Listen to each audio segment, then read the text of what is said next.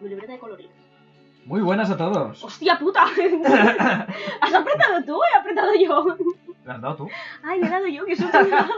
He saludado porque tú le has dado y digo, querrá empezar ya el podcast. No me había dado cuenta que había apretado el botón, lo siento, chicos. Ay, que ya es que me ha asustado. Buenas tardes, chicos. Esto es maravilloso. Sí. Se ha asustado hasta la perra, que la tenemos aquí en el medio, pobrecita. ¿Veis por qué nos lo pasamos tan bien grabando estos podcasts? Sí, todos los podcasts. Los empezamos así, no. Voy a desistir de intentar llamarlos podcast. En el capítulo anterior de los piratas he intentado decirlo todas las veces y todas las veces me ha salido mal. Así que voy a llamarlos podcasts. Voy a llamarlos mal a posta y a lo mejor entonces me sale bien. Así que en el podcast anterior... Sí, en el podcast anterior, que para vosotros es hace mucho y para nosotros es hace 5 segundos. Sí. Oh, Dios mío. Prototele, estamos haciendo un falso directo. Bueno, pues Chimos estaba hablando de... la piratería. Es que vosotros no lo veis, pero esto es un desastre. Estaba yo hablando y el micrófono lo tenía como a mano extendida, ¿sabes? Como ahí lejos. Pues a ver, Chimos, al que también voy a desistir de llamar Chimo porque lo llamo Chino y queda muchísimo mejor.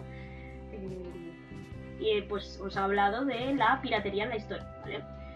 Hemos partido un poco el podcast porque hemos decidido hacer otro con la visibilización de la mujer. Si ha faltado algo nos lo decís y haremos otro, no hay ningún problema. Muchísimas gracias por la acogida que están teniendo los podcasts. Y voy a hacer una cosa que es mentira, que es decir muchísimas gracias por la acogida que ha tenido el podcast de Chimo, aunque aún no está ni subido. Bueno, lo sabemos. Pero muchísimas gracias, sois amor. Y Tony, espero que te haya gustado mucho. Sí, porque esto lo estamos haciendo por ti, vas aquí. ¿Sabes? Porque te queremos muchísimo. Y bueno, yo aquí presente voy a hablaros de los piratas en la historia. En la historia no, mentira, en la literatura, en el arte, básicamente. En el arte tampoco porque no he buscado cuadros, ¿vale? Esto tenéis que saber que... La literatura es el arte. Sí. No, ¿sí? Bueno, pues... Hay mucha gente que no lo considera arte. Sí. Lo único que no es arte es la tauromaquia, pero bueno, eso ya os lo explico otro día. Sí, porque realmente como que todo es arte, porque últimamente, voy a hacer aquí un paréntesis, ¿vale? Últimamente no, en el último siglo ha surgido una cosa maravillosa, en los últimos, por 50 años, que es el arte virtual, que es el arte que se hace con el ordenador. Eso es arte, la tauromaquia no. Tenéis que tenerlo en cuenta.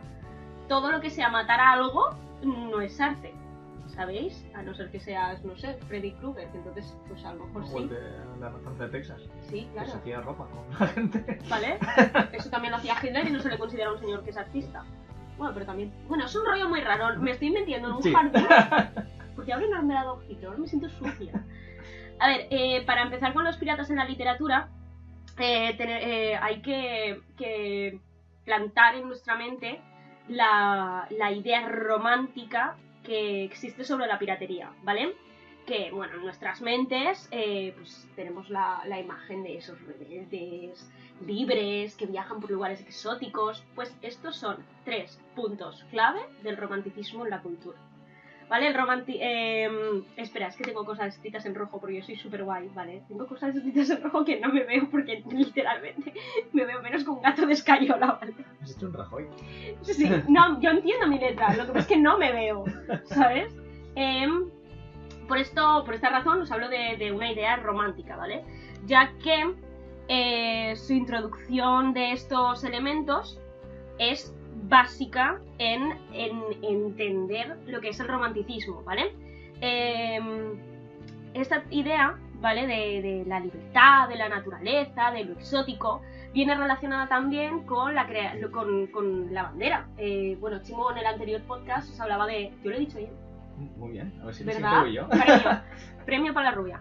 Pues Chimo os hablaba de la bandera, ¿vale? La bandera pirata era como el símbolo del pirata. Era lo que hacía que te dieses cuenta de que era un barco pirata, básicamente lo que te entraba por los ojos. Que por cierto, la bandera pirata, pequeña inciso, la bandera pirata todos tenemos en mente, ¿no? La de los 2 huesos y la calavera. Pero bueno, esa era una bandera pirata. Había banderas piratas de todos los tipos, colores y formas. O sea, no era necesario... Con que vieses una bandera negra con un dibujito sabías que estabas jodido. Bueno, pues yo iba a decir eso, pero yo lo he dicho. Vale, perdón. No, bueno, yo os doy algunos datos, ¿vale?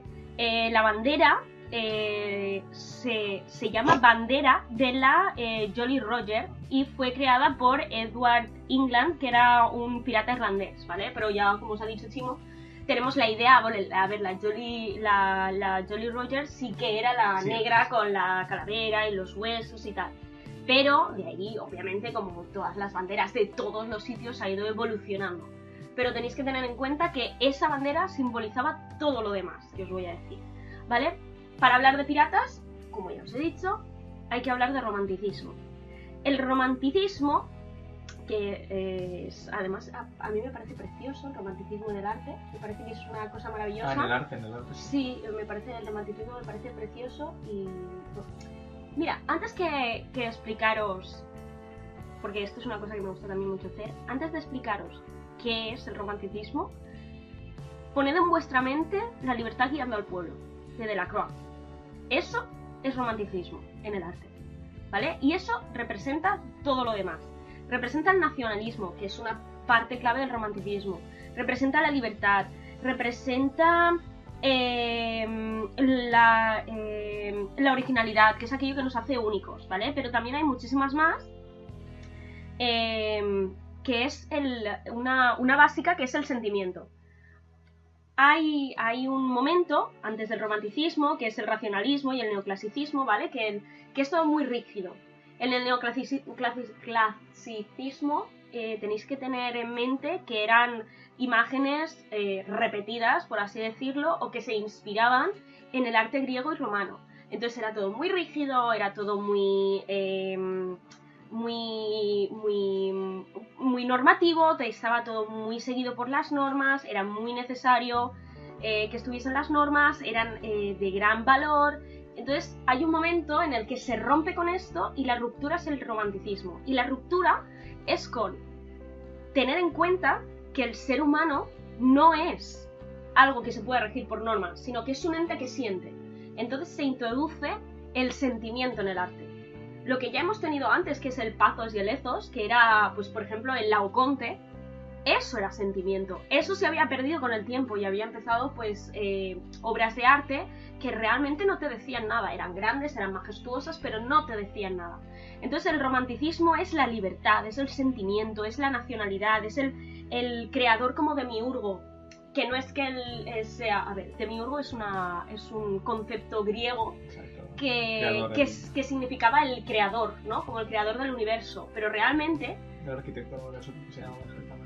Entonces, lo que se intenta aquí en todo momento es tener en cuenta que el poeta, el escritor, el literario, el pintor, el músico, ese ser era un demiurgo, porque estaba creando un universo propio. Luego... O sea, antes, por ejemplo, estábamos hablando, por ejemplo, en el Renacimiento, etcétera. Eran obras que eran bonitas, eran bellas, etcétera, pero básicamente era como decir, el artista llegaba y decía, esto es lo que puedo hacer, porque domino la técnica, domino la perspectiva, domino todo esto y puedo sacarme la polla y decir, esto es lo que hago. Y el resto alucinaba. Pero lo que dices tú es eso, que el romanticismo era dejarse llevar. ¿No? Y entiendo que por eso es de donde sale el impresionismo, ¿no? Y esa lucha entre cuando al principio decían que el impresionismo no era arte. Porque no atendía a la norma y no porque era arte. El arte siempre ha atendido lo mismo, ¿vale? El arte siempre ha atendido a periodos en los que hay una gran expresividad, en los que hay un momento en el que el sentimiento es el punto clave de las obras, de las novelas, de todo lo que se está representando. Y luego hay un momento, un año, un día, en el que alguien dice, no, esto se nos está desvariando, se está yendo de madre. Entonces se cambia a un clasicismo, un neoclasicismo, a un momento racional, a un momento en el que todo tiene que seguir unas normas. Y entonces hay otro momento, otro punto, son picos, que realmente es en vuestra cabeza tened en mente como una gráfica. Y son picos en los que ahora tenemos sentimiento, ahora no. Ahora tenemos sentimiento, ahora no. Y esto es así, o sea, pasamos del romanticismo a otro periodo en el que, pues, a ver, el romanticismo tampoco os penséis que dura mucho, dura como 50 años, del 1800 al 1850, grosso modo. No es como si en el 1800 un día te levantas, o sea, en el 1850 te levantas y eres romántico y en el 51 no. No, en absoluto. Grosso modo, esto siempre es que las fechas en la historia, Sí, son un a poco... no ser que sean de nacimiento y muerte, cuando son de periodos artísticos Claro, me parecen un poco Sí, bueno, vagas, más o menos desde principios del siglo XIX hasta mitad, más o menos, ¿vale? Pues nosotros tenemos el periodo del romanticismo, luego tenemos otro en el que se rompe con esto del sentimiento y luego ya pasamos a periodos como se estaba diciendo muchísimo, que es el impresionismo, que es Polo, que es... Además siempre vienen dados por lo mismo, siempre vienen dados por en el caso del romanticismo, por esa ruptura con lo rígido, con lo establecido, por querer una mayor libertad. También es un momento histórico en el que se están buscando las nacionalidades, en el que hay naciones que se empiezan a unir, otras que se separan, etc, etc. Y en el caso del, por ejemplo, del impresionismo, son las guerras. Llega un momento a partir del siglo XX que los picos de arte, de cultura, siempre vienen dados por momentos de crisis. Y en este caso son las guerras. A partir de la Primera Guerra Mundial, luego la Segunda, es la ruptura con lo que hay, llegando a un punto máximo que es, me encanta poner este ejemplo, pero llegando a un momento máximo que es la ruptura con el arte mismo, que es el posmodernismo, ¿no? Que es el cuadro blanco sobre lienzo blanco de Malevich. Que eso sí, el posmodernismo que aparece tras la Primera Guerra Mundial, ¿no? Si no me equivoco, pregunta. Hostia, pues me pillas ahora, porque yo te iba a decir que a lo mejor Malevich era de la Segunda. No lo sé, yo te estoy preguntando, yo porque no sé. Sí, pero sí, el posmodernismo, yo lo que había oído, estoy oyendo campanas, que el posmodernismo empieza a aparecer tras bueno, tú lo sabes, el contexto cultural después de la Primera Guerra Mundial, la ruptura de los ideales, la ruptura de la idea de que la ciencia y la razón nos llevarán al mundo ideal, sino que han llevado a una masacre. Claro, porque entrando en este término, es verdad que se supone que el romanticismo, claro, que el romanticismo se rompe a partir del 1850, pero es que es necesario que dure, dices, porque el mundo entra en la Primera Guerra Mundial con el romanticismo, claro. Con el romanticismo y esto viene también dado con los piratas, y es la idea romántica de cosas, ¿vale? Cuando se habla de idea romántica es porque es algo espiritual que tenemos que nos hace verlo como algo muchísimo más bonito de lo que realmente era. Que aplicado a la historia serían piratas, las historias de caballería, Efectivamente. la imagen que se tenía del mundo antiguo, griego, romano, etcétera. Claro, entonces la idea romántica, por ejemplo, de la Primera Guerra Mundial era lo que hemos hablado muchas veces, que es las balas alemanas no nos matan, ¿no? Sí. Cuando la gente volvía del frente y los demás iban... Esto, de veras, un día quiero hacer un podcast de un modo ya personal sobre el arte después de la Primera Guerra Mundial y en la Primera Guerra Mundial, y quiero hablar con mi amiga Chris, que ella en esto es... La Primera Guerra Mundial es una cosa que a mí también me gusta mucho y es muy interesante. Y claro, la gente volvía del frente pues porque les tocaba volver o porque habían sido heridos, y esto es cierto, había gente que se les acercaba como con mucha ansia de ¡oh, Dios mío, has estado en el frente! ¿A cuántos has matado? ¿A cuántos has matado? ¿Has estado en el frente? Y eso es la idea romántica, el no tener un concepto realidad de lo que estaba pasando, que además la Primera Guerra Mundial concretamente fue una guerra muy jodida psicológicamente para los soldados y para... Porque entraban con una idea que no era. Y claro, o sea, porque la ruptura mental de lo que ven son las guerras hasta la Primera Guerra Mundial, con pequeñas excepciones que un tiempo antes ya fueron indicando por dónde iban a ir los tiros, nunca mejor dicho, en la Primera Guerra Mundial. La Primera Guerra Mundial, la gente, vamos a ver, yo siempre pongo este ejemplo para que la gente entienda hasta qué punto la gente se tomó a broma la Primera Guerra Mundial. A la Primera Guerra Mundial salieron de las ciudades y de los pueblos haciendo desfiles y les tiraban confeti como si fuesen una cabalgata. A la Primera Guerra Mundial... Es un poco como que te despida diciendo a por ellos, a por ellos. Exacto. En la Primera Guerra Mundial, los profesores cogían a sus alumnos de secundaria y los alistaban. Y los padres quedaban mal ante los suyos, quedaban como traidores ante el vecindario si los desalistaban porque eran muy jóvenes. Y no solamente eso, empezó la Primera Guerra Mundial en verano. Lo que pasó la primera Navidad de la Primera Guerra Mundial, la Navidad de 1914 a 1915, en esa Navidad, en ese día de Navidad, los soldados salieron de las trincheras de cada una de las trincheras y celebraron juntos la Navidad y el Año Nuevo. porque pensaban que se iban a volver para casa ya. Porque las guerras hasta ese momento habían durado durante el verano, eran guerras de campaña, duraban durante el verano, cuando hacía buen tiempo, se volvían a casa, los nobles pactaban en su salón y se acabó. Y la gente se pensó que iba a ser así. Realmente la mentalidad europea se rompe, todo eso que está diciendo ella, que si luego se ve en el arte, se rompe, cuando después de esa Navidad, los altos mandos de cada uno de los ejércitos fusilan a los oficiales que permitieron aquello. Y en ese momento, los subordinados y todo el mundo empieza a entender que esa guerra no va a ser como las anteriores y que esa guerra va para largo. Y ahí es cuando se rompe esa inocencia, ese optimismo absurdo de Europa en esas Navidades. Pero bueno, tras esas Navidades. También está el hecho de que a lo mejor no tenían comida, ¿sabes? Se comían a sus caballos. Sí, no, puedo decir.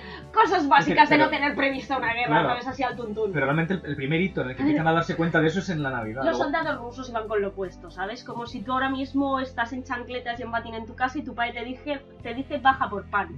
Vete a la tundra y matan alemanes. Vale, pues eso era. ¿Vale? Pues esa es la idea romántica. Esa es la idea romántica y eso es lo que pasa, eso es en lo que se basa el romanticismo, ¿vale? Ya lo he dicho, libertad, nacionalismo, que suena un poco raro, ¿no? Meter libertad con nacionalismo, pero en esos momentos en los que no se tenía muy claro, claro, a ver, es necesario. Hay que entender, es lo que hablábamos un poquito antes en el capítulo anterior sobre los piratas. Hay que entender el mundo en el que se vivía. Reyes y nobles. Tú coges, te llega un señor a tu casa y te dice: el rey te alista en la leva de real para que te vayas a pegarte con fulanito. Claro, el nacionalismo que nace con la Revolución Francesa, en una revolución, recordemos, en la que le cortan la cabeza al rey a un montón de nobles, es el empoderamiento del ciudadano. El empoderamiento del ciudadano como parte y representante de la nación. Ya lo he dicho, tenéis que tener, cuando os hablen de romanticismo en el arte, siempre tened en mente la libertad guiando al pueblo, claro. Y ahí lo tenéis todo. Claro, tienes al burgués, al obrero, al niño que tal. Todos los estratos sociales de la revolución están en ese cuadro. Porque en ese momento el nacionalismo significaba libertad, porque significaba dejar de ser súbdito, un súbdito subyugado a la voluntad de un rey, para ser un ciudadano libre de una nación. Claro, de ahí que cuando se instala la Revolución Francesa, por así decirlo, empieza a llamarse a todo Dios ciudadanos. Ciudadano fulanito, ciudadano no sé quién. Que es algo que está volviendo ahora con la izquierda española, claro. El ciudadano tal. Claro, es un poco el símil. A mí no me parece. No, a mí tampoco. Pero es como el símil de cuando la Revolución Soviética, el tema del camarada. Vale, era un poco el equivalente para que lo entendáis. Espera, es que mi perra se ha acostado encima del cable. Vale, entonces tenemos eso, tenemos la libertad, tenemos el nacionalismo, tenemos al creador como demiurgo, tenemos el sentimiento, la instalación en el arte del sentimiento, el liberalismo, la originalidad, ¿vale? La originalidad además es muy importante, ¿vale? Porque dejan de ser copias de...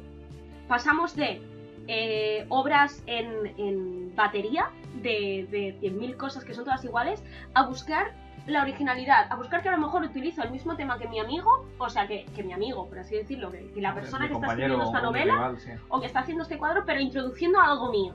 Porque yo soy el demiurgo, yo soy el creador y este es mi universo. Y esto es lo que os quiero mostrar. Aquí también entra la creatividad. Partimos de unas imitaciones de lo antiguo, que era el neoclasicismo. Y de repente el color, la creatividad, el buscar ser lo más originales posible.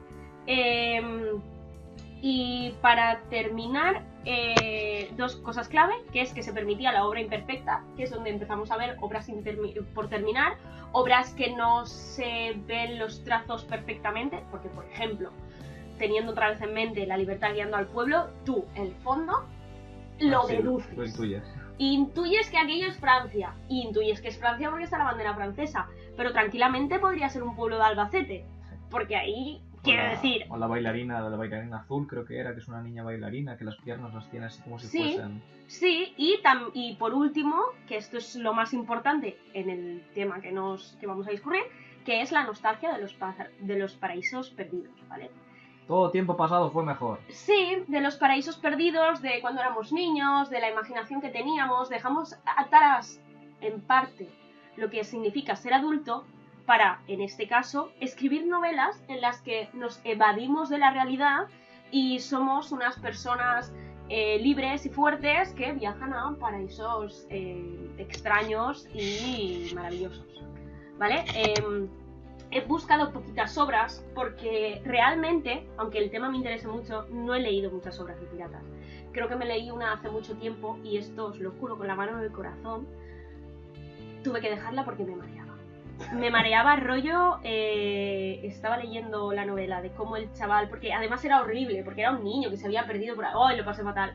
La cuestión es que el niño se metía en un barco, empezaba al barco dando tumbos, me imaginé yo dando tumbos en el barco y lo dejé, dije, hasta aquí, no puedo más. De aquí que no pueda jugar a videojuegos en primera persona. Yo no puedo, os lo juro, yo necesito algo estable, que no se mueva, ¿vale? Lo pasé muy mal. Entonces sí que conozco muchas historias, pero no conozco tantas obras de literatura, no me he leído tantas porque de verdad es algo que me afecta a mi salud. O sea, me afecta mucho. Hubo grandes obras románticas que además son muy conocidas. La primera es la de Lord Byron, que es El Corsario, que bueno, ya os he hablado Chimo en el anterior podcast que habéis escuchado vosotros. Es que me encanta hacer esto. Hace unas semanas y nosotros hace 5 segundos. Me encanta. Viaje temporal. Y uno de los más conocidos es el de Espronceda, que es la canción del pirata. Que así como la canción del pirata Espronceda no saldrá, pero 100 cañones por banda, avientan bomba a toda vela. No cortar más sino vuela un velero bergantín. Por su bravura llamado el temido, en todo océano conocido, de uno al otro confín. Y puedo seguir así lo que queráis porque me la sé prácticamente entera. Y gran canción de Tierra Santa. ¿Qué? Tiene una versión, ese poema tiene una versión heavy metal de un grupo que se llama Tierra Santa que la hizo en canción. Espera, vamos a parar esto porque mi amiga Flor nos dio la idea de hacer un podcast sobre música y tal. ¿Tú te acuerdas que yo te dije que yo conocía que todas las canciones sobre historia las han hecho grupos de rock y heavy metal? Sí, vale, pues Flor, un día lo haremos, pero Chimo ya ha hecho un spoiler ahí. Claro. Bueno, pues Espronceda escribió ese poema y... esperaros que no me veo. ¿Vale? Bueno, pues Espronceda básicamente lo que te cuenta es, en primera persona, es él feeling free. Sí. A saber, ¿sabes? Sintiéndose libre en un barco, navegando...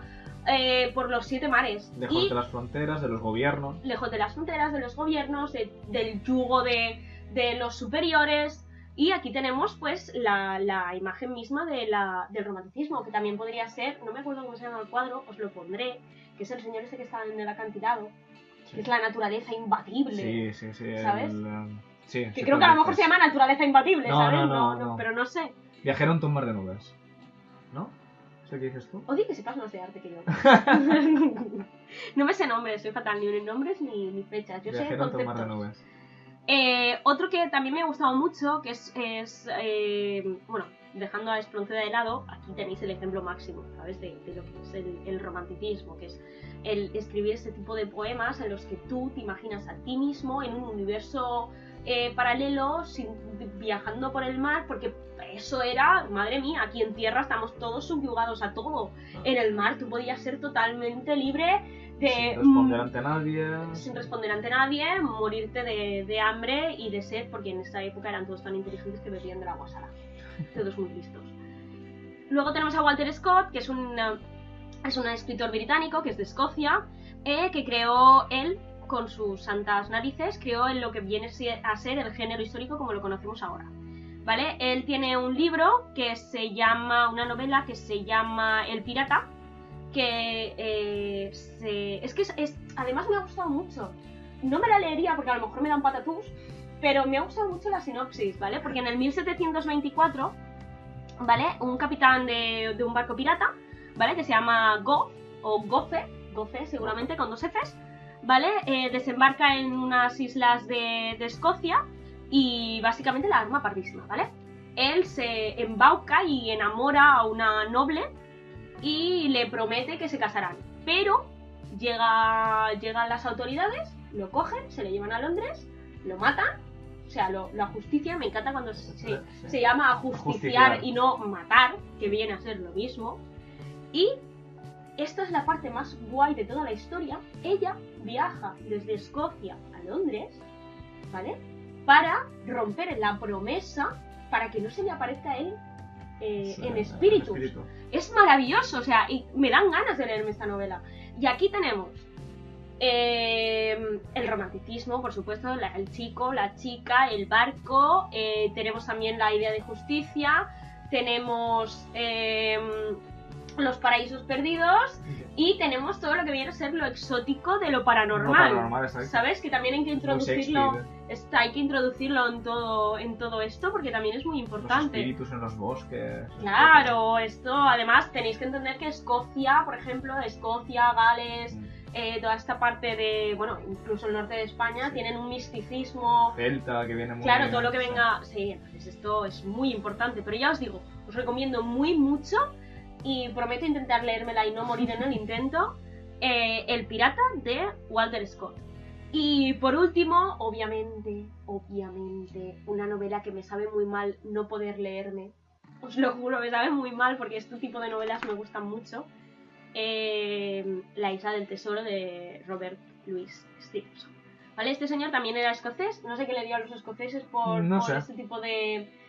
A ver, una cosa, aunque el romanticismo se supone que terminase cuando terminó, Robert Louis Stevenson es posterior a esa época y sigue la temática de las novelas pirata, igual que sigue la temática de hacer cuadros sobre naturaleza, sobre la nacionalidad, ¿vale? Tenéis que tener en cuenta que cuando un periodo cultural como el romanticismo termina, no termina en seco. Obviamente las vertientes siguen. Obviamente si a mí ahora mismo me apetece pintar, Dios no lo quiera porque pinto fatal, un cuadro romántico, lo pinto. Y estoy en pleno siglo XXI, principios del 2018. ¿Vale? Tenéis que tenerlo en cuenta. Porque Robert Louis Stevenson es posterior, pero es que actualmente, a partir del 2000, por ejemplo, he visto muchísimas novelas de autores que hacen novela pirata, por así decirlo. Así que, obviamente, no hay solo estos. Es verdad que estos fueron los primeros, los que abrieron el camino. También es verdad que cuando empezaron eran poemas, como el de Lord Byron o el de Espronceda. Luego ya se unieron más la novela, pero porque se introdujo más la novela. Claro, pero también realmente, si tú te das cuenta, las ideas de luego todas las historias de piratas, todas las películas de piratas, todas las series de piratas, ya está ahí. O sea, los cimientos estaban impuestos y luego tampoco ha variado mucho a lo largo de... Porque tampoco puede variar mucho. O sea, sí, quiero por decir, supuesto. son piratas que van a tal sitio... Por ejemplo, a mí me ha gustado mucho lo de la Isla del Tesoro, porque es básicamente un niño que está trabajando en una posada, que llegan unos piratas buscando un mapa del tesoro, que a saber cómo narices termina el mapa del tesoro en las manos del chaval. Y esta es la parte más guay de toda la historia. Coge a un doctor y a un aristócrata y dice: ¿y si nos enrolamos en un barco que además se llama La Española? Sí. Y nos vamos a dar vueltas por ahí. Te voy a decir una cosa para... Y aquellos dicen, pues nice. Te voy a decir una cosa para la gente que le interese. La historia de la Isla del Tesoro, ¿vale? Hay una serie de piratas, muy reciente, que está muy bien y me gusta mucho, que se llama Black Sails. Es un poquito rara, pero la verdad es que está bien. Serie de televisión. De televisión o de descargártela en páginas que nadie debemos descargar, ¿no? Sí, bueno, digas las cosas de Netflix. Vale. No es de Netflix. No me acuerdo de quién era. Pero bueno, es una serie, ¿vale? Que hay. Ya, pero que te... No me has entendido esto. Una serie que lo que hace es que los personajes, aparte de que hay personajes reales y de ficción, piratas reales y de ficción, que son los ficción, que son los protagonistas de la serie, enlazan de tal manera que el final de la serie da sentido a por qué pasa todo eso en el principio de la Isla del Tesoro. De hecho, uno de los protas es Long John Silver de joven. Y toda la trama trata, al fin y al cabo siempre... Aunque la trama trata sobre las cosas que les pasan a ellos y tal, y la lucha de poder entre los piratas, siempre hay entre medias un tesoro que luego, que a mitad de serie, te acabas dando cuenta de que es el puto tesoro enterrado de la Isla del Tesoro. Y explica por qué lo entierran, etc. Ay, qué guay, pues sí. Pues qué guay, pues no lo sabía. Pues, John Silver, ¿no? Decías del joven. John Silver del joven. Sí, vale. Ese es el pirata que aparece luego, que tiene un loro. Exacto. Es que me encanta, ¡que tiene un loro! Es que la imagen del pirata con el loro, del pirata con la pata de palo, aunque las patas de palo sí que era más habitual que las llevasen, pero la pata de palo, el loro, el parche y el tesoro enterrado es una cosa que viene por la Isla del Tesoro. porque lo de los loros es una cosa que bueno. Sí, porque si os dais cuenta, antes de esto os he hablado del poema de Espronceda, que es él con un barco por ahí, y el de Walter Scott era una historia de amor. Claro. Entonces, realmente las historias de aventura... se empiezan con la isla del tesoro. De hecho es eso. Vale, parches y patas de palo, sí, tenían heridas y se ponían prótesis y se ponían parches. Bien, pero no era algo que fuesen los piratas. Los soldados también podían a llevarlos, o los de las marinas. Y ahí hay que darle un punto a favor a Robert Louis Stevenson. Y es que lo estoy leyendo ahora y no me acordaba. Y es que este señor decidió hacer novelas de aventura y de historia y toda la pesca, reivindicando las novelas de viajes, porque en esos momentos lo que había era todo novela naturalista o psicológica, y él dijo, no. Yo quiero hostias, quiero aventuras. Claro, o sea, me voy a poner yo a leer sobre problemas de la gente, me voy a poner a leer sobre... me voy a evadir de la realidad. Exacto. Y me voy a ir a otros... me voy a viajar sin moverme del sitio, a una que isla, es... Claro, y ahí es un poquito donde empieza todo el gusto por la literatura que tenemos ahora. Es que un es poco Verne, Sí. Verne. El tema de las novelas de Julio Verne, realmente, salvando ciertas distancias, la motivación era la misma. Y bueno, yo no tengo más información. Yo simplemente añadir una cosita, ¿no? Lo que lo comentabas, leer el tesoro. Nunca... lo de mitos de piratas, lo de la tabla, solamente ¿Qué tabla? está lo de pasando por la tabla y tirando. Vale. Los piratas no, cuando querían castigar a alguien, solamente ir registrado una vez que tiraban a alguien por la tabla. Lo que sí que hacían era pasar a la gente por la quilla, que es una cosa que no suele ser en las películas porque es bastante cruel y jodido. Y nunca, jamás, ninguno se le ocurrió robar y entrar el tesoro en un sitio perdido. ¿Para qué? Entonces, claro. ¿para qué coño robas? Claro, ¿no? Eso es una cosa que la gente se piensa, o que en las películas, en las historias, todo es tesoros enterrados. A ningún pirata en su sano juicio se le habría ocurrido enterrar un tesoro. Lo que hacían era irse a beber y de putas en cuanto llegaban al primer puerto y se lo gastaban. Claro. O sea, ni más ni menos. Quiero decir, si robaban, no era para enterrarlo. Claro que no. Aunque saliese eso de la imagen de la isla del tesoro. ¿Se encontraba una vez en Uncharted el tesoro de Nathan Drake? Es cierto, ¿no? Nunca.